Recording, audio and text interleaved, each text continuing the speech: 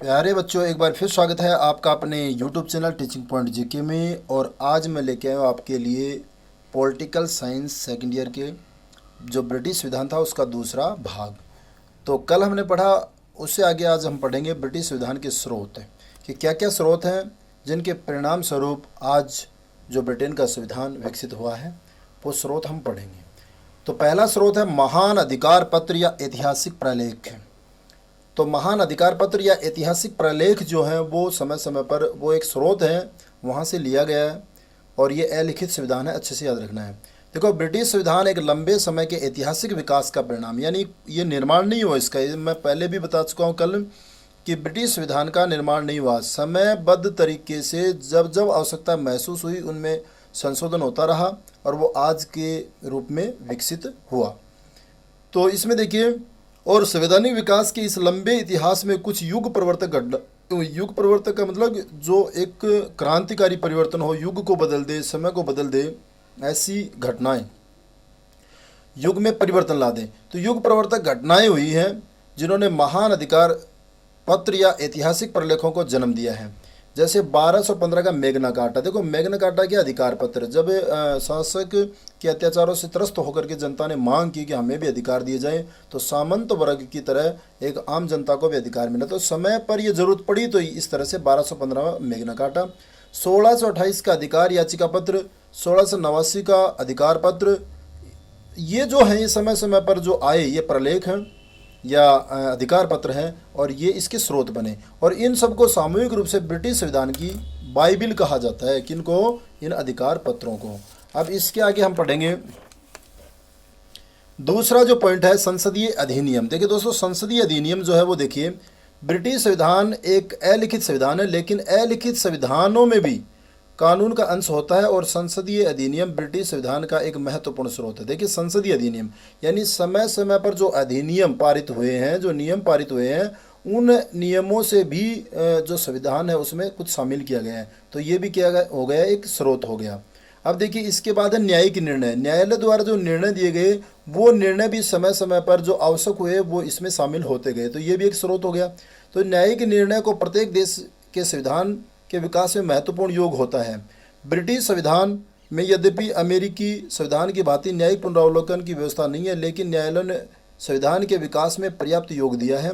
British नागरिकों की स्वतंत्रता तो बहुत अधिक सीमा तक न्यायिक निर्णयों का ही परिणाम है। देखिए, न्यायिक निर्णय भारत में भी आप देख सकते हो, क्योंकि भारत में जो ब्रिटिश छाप है तो उसका छोटा रूप आपको देखने को मिलेगा भारत में। तो जो समय समय पर न्यायालय ने जो निर्णय दिए, उस न्यायालय की जो निर्णय है वो भी धीरे धीरे संविधान के अंग बनते गए। अब इसके बाद देखिए, सामान्य विधि, ये भी स्रोत है। सामान्य विधि क्या है कि वो परंपराएं और प्रथाएं जो न्यायालय द्वारा स्वीकृत हो गई उनको सामान्य विधि कहते हैं। तो न्यायालय द्वारा स्वीकृत रीति रिवाज और परंपराएं सामान्य विधि है। ब्रिटिश नागरिकों के मूल अधिकार व स्वतंत्रताएं सामान्य विधि पर आधारित हैं। ये हमें देखना पड़ेगा। जो मूल अधिकार है वो सामान्य विधि यानी परंपराओं पर आधारित है। प्रथाएं और परंपराएं देखिए, वैसे प्रथाएं परंपराएं सभी संविधानों का एक स्रोत होती है, लेकिन ब्रिटिश संविधान अलिखित और विकसित होने के कारण प्रथाएं और परंपराएं सर्वाधिक महत्वपूर्ण स्रोत है। यानी यहाँ अलिखित संविधान है तो पूरी तरह से ये प्रथा और परंपराओं पर आधारित है। देखिए, प्रथाएं परंपराएं किस तरह से ये स्रोत बनती गई, आप याद रखिए कि जो इंग्लैंड का सम्राट था जॉर्ज प्रथम, वो अंग्रेजी नहीं जानता था, तो उसने कभी भी जो है संसद की जो सभाएं होती थी उसकी अध्यक्षता नहीं की। तो इस तरह से धीरे धीरे परंपरा बन गई।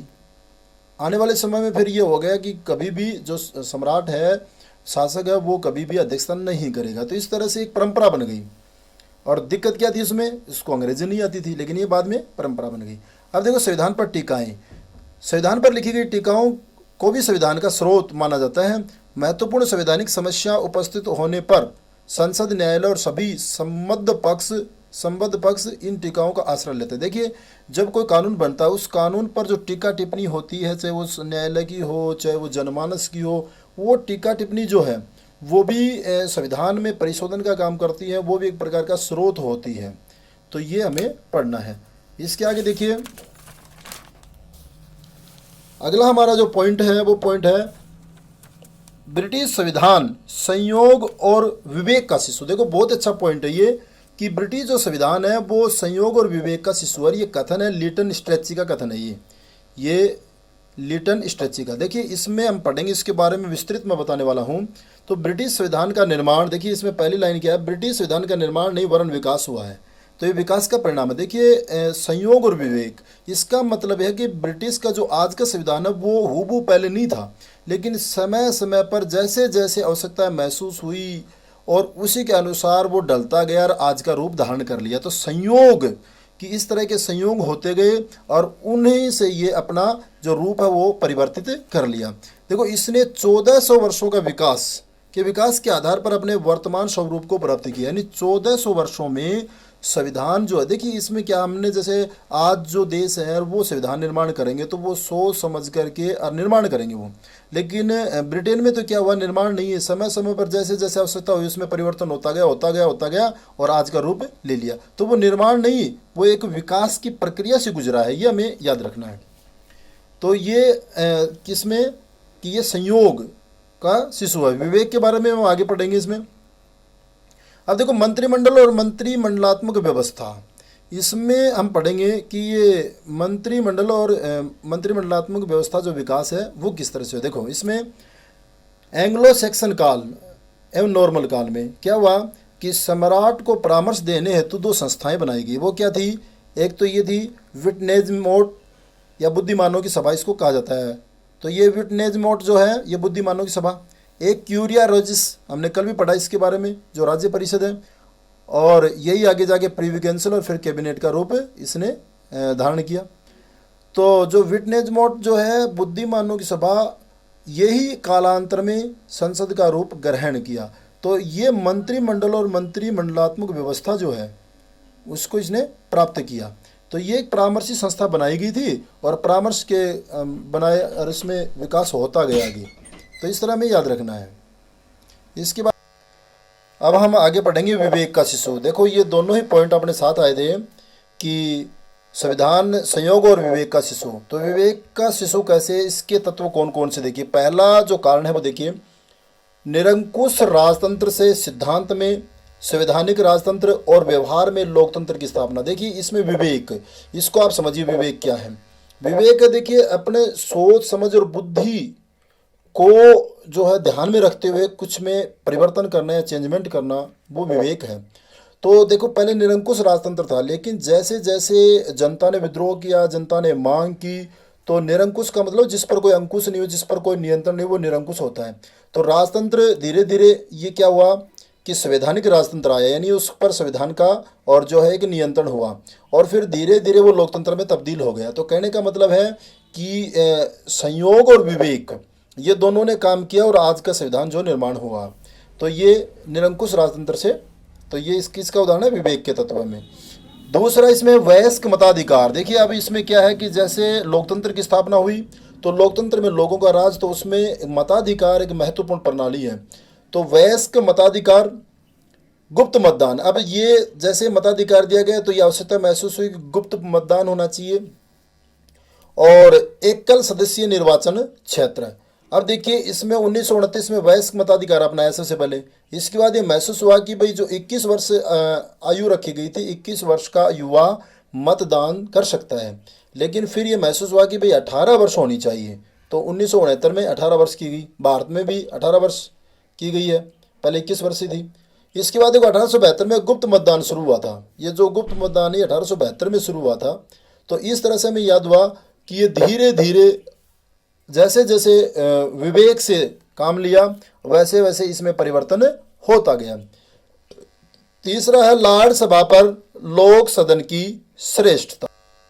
पहले जो लार्ड सभा थी, अब धीरे धीरे क्या हुआ, जैसे जैसे लोकतंत्र की ओर बढ़ा, लोकतांत्रिक व्यवस्था में अब लॉर्ड सभा जो थी उसकी बजाय लोक सदन की श्रेष्ठता जो वो दिखाई देने लगी। तो ये क्या है, विवेक पर निर्भर है। यानी जैसे उनको विचार आया कि अब जब लोगों का राज हमें करना है, लोगों को पावर देने हैं, तो ये भी आवश्यकता है कि लॉर्ड सभा पर लोक सदन जो है वो महत्वपूर्ण रहना चाहिए। इसके बाद हम पढ़ेंगे आगे ब्रिटिश संविधान की प्रमुख विशेषताएं या प्रमुख लक्षण। यानी जो ब्रिटिश का संविधान है, ब्रिटेन या इंग्लैंड का संविधान है, उसकी क्या क्या विशेषताएं। देखिए पहला है विकसित संविधान। देखिए इसमें पहले भी मैं बता चुका हूँ और ये बहुत ही इम्पोर्टेंट टॉपिक है कि ब्रिटेन का जो संविधान है उसका निर्माण नहीं हुआ, उसका विकास हुआ, यानी विकसित संविधान है। यानी समय एक 1400 साल में इसने अपना वर्तमान रूप हासिल किया है। तो ये समय समय पर जैसे जैसे आवश्यकता महसूस हुई, ये परिष्कृत होते हुए आज का विकास, आज का रूप धारण किया है। आगे अलिखित संविधान, यानी दुनिया का एकमात्र ऐसा संविधान है जो अलिखित है, यानी परंपराओं पर आधारित है, इसकी कोई लिखित प्रतिलिपि नहीं है। इसके आगे लचीला या सुपरिवर्तनशील संविधान। लचीला यानी इसमें आसानी से परिवर्तन किया जा सकता है, उसको लचीला बोलते हैं, या सुपरिवर्तनशील यानी परिवर्तन किया जा सके। भारत का जो संविधान है वो मिश्रित है, उसमें क्या है कि कुछ ऐसे प्रावधान हैं जो साधारण बहुमत से और कुछ विशेष बहुमत से, विशेष प्रक्रिया से ही संशोधन किए जा सकते हैं। तो ये लचीला है। अब देखिए चौथा, इसमें सिद्धांत और व्यवहार में अंतर। सिद्धांत और व्यवहार में इसका मतलब है कि लिखा कुछ गया है लेकिन वास्तव में जो वो क्रियान्वित होता है तो उसमें अंतर है दोनों में। देखो मुनरो के शब्दों में क्या कहा है, ब्रिटिश शासन में जो कुछ दिखाई देता है वो नहीं है, वास्तव में वो नहीं है, और जो है वो दिखाई नहीं देता। यानी इसका कहने का मतलब ये है कि दिखाई देता वो वास्तव में है नहीं, और जो नहीं है और जो है वो दिखाई नहीं देता। तो इस तरह से हमें ये ध्यान में रखना है। इसके बाद देखो ओग ने क्या कहा है, सैद्धांतिक दृष्टि से ग्रेट ब्रिटेन की शासन व्यवस्था निरंकुश और राजतंत्रात्मक है। यानी सैद्धांतिक दृष्टि से हम देखें, यदि हम पढ़ें तो हमें ऐसा लगेगा कि ब्रिटेन का जो शासन है वो निरंकुश है, यानी इस पर कोई अंकुश नहीं है। इसमें राजतंत्रात्मक, पर उसका रूप सीमित संवैधानिक राजतंत्र है और वस्तुतः वह लोकतांत्रिक गणराज्य है। देखिए इसमें देखिए, अगर हम वास्तव में देखें, उसको जमीनी स्तर पर देखें तो वास्तव में वो क्या है, लोकतांत्रिक गणराज्य है, वो निरंकुश शासन नहीं है। ये हमें ध्यान में रखना है। लेकिन पढ़ने पर ऐसा लगेगा जैसे इसमें राजा ही सब कुछ हो। इसके बाद देखिए संसदात्मक प्रजातंत्र, संसदीय प्रणाली जो भारत में भी अपनाई गई है, यानी संसद की सर्वोच्चता। हमारे यहाँ जो है वो संविधान की सर्वोच्चता है, यहाँ संसद की सर्वोच्चता। संसदात्मक शासन प्रणाली जो है वो इसकी विशेषता है। अगली विशेषता है संसद की सर्वोच्चता या प्रभुसत्ता। तो संसद की सर्वोच्चता, ये हमें ध्यान रखना है कि इसमें देखिए ब्रिटेन में संसद द्वारा बने कानून को चुनौती नहीं दी जा सकती, ये इसका सर्वोपरि उदाहरण है। इसको हमें याद रखना है कि संसद जो है वो कानून बना सकती है, नियम बना सकती है, उसको कहीं चुनौती नहीं दी जा सकती, यानी सर्वे सर्वा जो है वो संसद है। अगली विशेषता है एकात्मक शासन। एकात्मक शासन देखिए इसमें क्या होता है, एकात्मक शासन में शासन की समस्त शक्ति केंद्रीय सरकार में निहित होती है, और यहाँ शक्ति संविधान से नहीं है। हमारे भारत में क्या है कि भारत में जो है शक्ति का स्रोत वैसे जनता है और वो संविधान के माध्यम से सबको प्राप्त होती है, लेकिन यहाँ संविधान से नहीं, केंद्र सरकार से प्राप्त होती है। यानी केंद्र में निहित है शक्ति, शक्ति का केंद्र सरकार है। इसके बाद देखो विधि का शासन यानी कानून का शासन। यहाँ लगने में ऐसा लगता है कि सर्वे सर्वा, जैसे इसमें बताया है कि जो इनके हमारे राष्ट्रपति होता है वैसे यहाँ राजा होता है, लेकिन विधि का शासन है, यानी प्रत्येक व्यक्ति एक कानून के दायरे में बंधा हुआ है। इसके आगे देखो धर्मनिरपेक्षता। धर्मनिरपेक्ष राज्य, इसमें भी कुछ सवाल उठते हैं कि जो ब्रिटेन है उसमें जो महारानी है उसके लिए ज़रूरी है कि वो प्रोटेस्टेंट, यानी ईसाइयों में जो है प्रोटेस्टेंट और कैथोलिक, ये इस तरह से दो भाग हैं, तो वो ही होनी चाहिए, प्रोटेस्टेंट होनी चाहिए वो। तो इस बात को लेकर कुछ सवाल उठते हैं कि इसमें धर्मनिरपेक्षता नहीं है, लेकिन कुछ लोग जानकार ये कहते हैं कि जो राजा का पद है वो एक प्रकार से नामात्र का है, उससे कोई फर्क नहीं पड़ता है। प्रधानमंत्री महत्वपूर्ण होता है, प्रधानमंत्री में ऐसा कुछ लागू नहीं है, इसलिए धर्मनिरपेक्ष है ये। अगला है इसमें न्यायपालिका का व्यवस्थापिका और कार्यपालिका से पृथक्करण और न्यायपालिका की स्वतंत्रता। देखिए न्यायपालिका को व्यवस्थापिका और कार्यपालिका से जब तक अलग नहीं किया जाएगा तो एक दूसरे में दखल देंगे, और दखल देंगे तो उसकी स्वतंत्रता नहीं होगी। तो इस तरह से ये भी इसकी बड़ी विशेषता है कि इनको पृथक किया गया है ताकि न्यायपालिका की स्वतंत्रता बनी रहे। इससे अगला पॉइंट जो हमारा वो क्या है कि प्रधानमंत्री शासन। प्रधानमंत्री शासन देखिए ब्रिटेन में प्रधानमंत्री महत्वपूर्ण होता है, भारत में प्रधानमंत्री महत्वपूर्ण है। नामात्र की शक्ति वहाँ राजा को और हमारे यहाँ राष्ट्रपति को होती है। देखिए प्रधानमंत्री पद ब्रिटिश संविधान और शासन व्यवस्था का केंद्र बिंदु है। इसके पीछे तर्क देखिए अब प्रधानमंत्री क्यों। देखिए मंत्री परिषद पर प्रधानमंत्री का नियंत्रण होता है, मंत्री परिषद का मुखिया होता है, उसकी अध्यक्षता करता कौन, प्रधानमंत्री। देखो गठन का अधिकार है, स्वयं के त्यागपत्र देने पर सभी का त्यागपत्र होता है। ये भारत में भी ऐसा कैसा ही है कि किसको मंत्री बनाना है, किसको कौन सा पद देना है, वो सब कुछ निर्णय कौन करता है? प्रधानमंत्री। और यदि प्रधानमंत्री अपने पद से त्याग पत्र देता है तो पूरी मंत्रिपरिषद जो है उसको भी त्याग पत्र देना पड़ता है, यानी वो स्वतः भंग हो जाती है। तो इस तरह से ये क्या बात सिद्ध करती है कि प्रधानमंत्री सर्वे सर्वा है। अगली बात है संसद पर प्रधानमंत्री का नियंत्रण, यानी संसद जो है उस पर प्रधानमंत्री का नियंत्रण होता है, क्योंकि मंत्रिपरिषद जो है उसके माध्यम से जो है वो कार्य करते हैं और उस पर नियंत्रण किसका? प्रधानमंत्री का। तो इसलिए संसद पर प्रधानमंत्री का नियंत्रण, और संसद का नेता भी होता है, वो लोकसभा का नेता होता है। तो ये ध्यान में रखना है हमें। प्रधानमंत्री और कृपा की शक्तियाँ। प्रधानमंत्री देखिए कृपा की शक्ति ये है कि वो किसको मंत्री बनाना चाहे उसके विवेक पर निर्भर है, किसको क्या मंत्रालय देता है उसके विवेक पर निर्भर है। तो ये सब उसकी कृपा शक्तियाँ हैं। आम चुनाव, जो चुनाव होते हैं लोकसभा के, हमारे यहाँ लोकसभा चुनाव होते हैं, आम चुनाव कहते हैं इसको। आम चुनाव प्राथमिक रूप से एक प्रकार से पीएम का ही चुनाव होता है। लोकसभा के जो सदस्य चुने जाते हैं उसके पीछे मकसद क्या होता है? प्रधानमंत्री को चुनना। तो ये भी किस बात को इंगित करता है कि प्रधानमंत्री सर्वे सर्वा है, प्रधानमंत्री। इसके बाद देखो प्रधानमंत्री देश का सर्वोच्च नेता और शासक होता है। तो सर्वोच्च नेता होता है क्योंकि प्रधानमंत्री ही मंत्रिपरिषद के माध्यम से और सब कुछ करता है। तो इस तरह से ये जो बातें हैं, ये पॉइंट है, ये बता रहे हैं कि प्रधानमंत्री जो है वो सर्वेसर्वा और महत्वपूर्ण होता है। लेकिन इसका मतलब ये नहीं है कि वो मनमर्जी कर सकता है, क्योंकि उस पर भी कानून का दबाव और बंधन होता है। तो दोस्तों इस तरह से हमारा यह पहला टॉपिक पूरा हुआ। आप बने रहें मेरे अगले वीडियो तक, और तब तक के लिए जय हिंद जय भारत। और इसको ज़्यादा से ज़्यादा शेयर करें, लाइक करें। नमस्कार।